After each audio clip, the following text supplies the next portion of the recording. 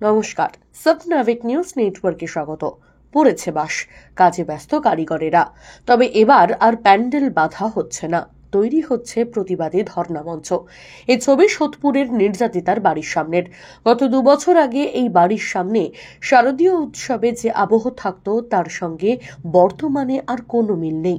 প্রায় 2 মাস হতে চলল, এখনো দোষীরা ফেরার।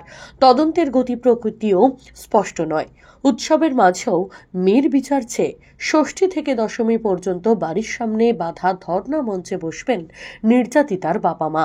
সাংবাদিকদের মুখোমুখি হয়ে কি বললেন তারা, শুনবো। আমরা মনের দুঃখে আমরা যদি বাড়িতে আনন্দে থাকতাম, সেটা আনন্দ না থাকে বাইরে উঠোনে যেরকম থাকে ভর্তি থাকতো, বাড়ি আলোয় গমগম করতো, যেমন উঠোনে যেরকম থাকে আমরা সেরকম এই ধর্ণা মঞ্চ কারা করছে? আমরাই আপনারা পরিবার, হ্যাঁ আপনার পরিবার কবে থেকে বলবে? ষষ্ঠী থেকেই বলবে। কবে থেকে বলবে? ষষ্ঠী থেকে কতদিন মধ্যে? 4 দিন তো থাকবোই। কত টাইম টাইমটা বিকালের দিকে, যে সকালের দিকেও চেষ্টা করবো, বিকালের দিকেই বেশি থাকার চেষ্টা করবো। টাইমটা বলে দেন। বিকালের দিকে আসবেন, দেখা হবে আপনার সঙ্গে। তো সেখানে কারা কারা থাকছেন? কাউকে আমন্ত্রণ? আমাদের পরিবারের না, আমরা কোনো কাউকে আমন্ত্রণ করছি। আমাদের পরিবারে তারা আসবেন, কিন্তু আমরা পরিবারের লোকই থাকবো। কাউকে আমরা কাউকে যদি আসতে চায় তাদেরকে কি কাউকে আমরা বলিনি আসতে?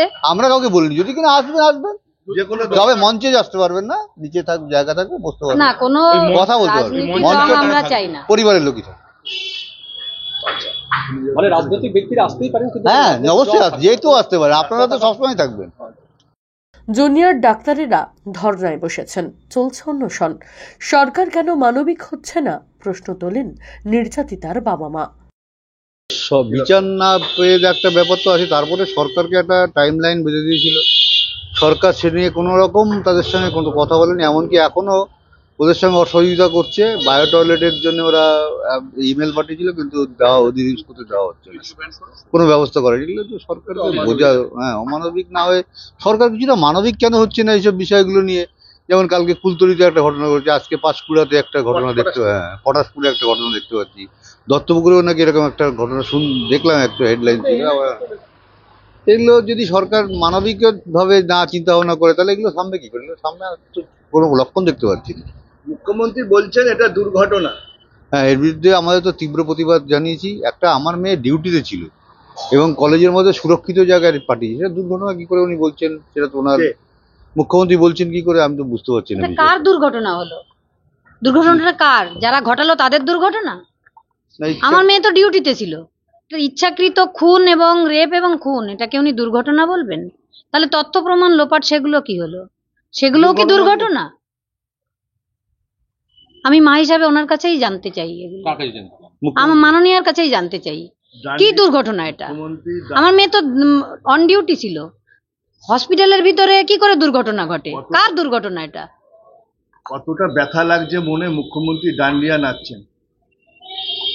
সেটা ওনার ব্যাপার, সেটা এই ব্যাপারে কি ইচ্ছা কি বলবো, উনি তো আর বুঝবেন না যে মায়ের মনের ব্যথাটা। মায়ের মনে যদি ব্যথা বুঝতে উনি করতে পারতেন। বলে লাভ নেই ওনাকে কিছু। না, ওনাকে বলে লাভ নেই। উনি তো কিন্তু কোনো সদস্য দিচ্ছেন না কোনো কিছু। উনি ওনার ইচ্ছা মতন সব উৎসবে ফিরুন মানুষকে বলছেন। আমি তো একটা মেয়েকে হারিয়েছি। আজকে জুনিয়র স্টুডেন্টরা যে আন্দোলনে অনশন করছে, আজকে আমিও ওদের জন্য ঘরে বসেই কান্না পাচ্ছে আমার, যে ওরা না খেয়ে আছে। তো আমি তো এখন ওদেরই মা, কারণ আমি একটা সন্তানকে হারিয়ে ওরাও এখন আমার সন্তান। সেখানে ওরা না খেয়ে আছে, আমি খুব কষ্ট পাচ্ছি। এবং মুখ্যমন্ত্রীকে আমি অনুরোধ জানাবো যেন ওদের সঙ্গে সমাধান করেন, ওদের সঙ্গে আলোচনা করে। আলোচনা করলে পৃথিবীতে কোনো সমস্যা নেই যে সমাধান হবে না, আমার তো মনে হয় না। এবং কালকে সারাদিন আমাদের মনটা খুবই খারাপ ছিল। ফুলতলি ঘটনাটা আমাদের মনে খুব কষ্ট দিল। আজকে পটাশপুরের ঘটনা তো কষ্ট, এখনো ডিটেলস পুরো জানতে পারিনি। দুঃখজনক ঘটনা। এই জন্য আমাদের কালকে দিনটা খুবই খারাপ লেগেছে। কালকে সকাল যখন থেকে ওই পটাশপুর যে ফুলতলি ঘটনাটা দেখছিলাম, আবার দিয়ে আমাদের সেই 9 তারিখের ঘটনার দিনের কথাই মনে পড়ছে। পুরো ঘটনাটা একই রকম ভাবে সকাল থেকে চলে আসছিল, আমাদের খুবই খারাপ লাগছিল। একের পর এক ঘটনা, সেটা কি মানুষের বিব্রত, মানে বিবেক সেটা জাগ্রত হচ্ছে না, নাকি প্রশাসনের কি কোনো রকম প্রশাসনের কোনো হেলদোল যদি থাকতো তাহলে তো আজকে পুলিশ ঠিক মতো দেখছে না। পুলিশ প্রশাসন দেখলে কি আর এই জিনিসটা পর পর একের পর এক ঘটবে? প্রশাসনকে তো দেখতে হবে, দেশকে সুষ্ঠুভাবে চালানোর দায়িত্ব তো প্রশাসনের। প্রশাসন জিনিসটা করছে না বলেই তো আজকে এই ঘটনা। যারা বারবার দুষ্কৃতী ঘটছে। তাদের উপর প্রশাসনের হাত আছে আমার মনে হচ্ছে, সেই জন্য তারা যারা দুষ্কৃত কর্ম করছে তাদের উপর প্রশাসনের হাত না থাকলে এত একের পর এক তারা সাহস পাবে না। ঘটনা ঘটাচ্ছে কি করে? না, ওই বাড়িতে বাজবে না ঢাক, আর চলবে না মঙ্গল প্রদীপ। আধারকে সঙ্গী করে নির্বিচার চেয়ে উৎসবের মাঝেও প্রতিবাদ জিয়ে রাখার প্রতিজ্ঞা নিলেন নির্যাতিতার বাবা মা। রাজা দে, সাবনাভিক নিউজ, সোদপুর। সমস্ত খবরের আপডেট পেতে লাইক করে সাবস্ক্রাইব করুন সাবনাভিক নিউজ। সেই সঙ্গে বেল বাটন প্রেস করতে ভুলবেন না। আপনাদের একটা সাবস্ক্রিপশন আমাদের জন্য অত্যন্ত মূল্যবান। জয় হিন্দ।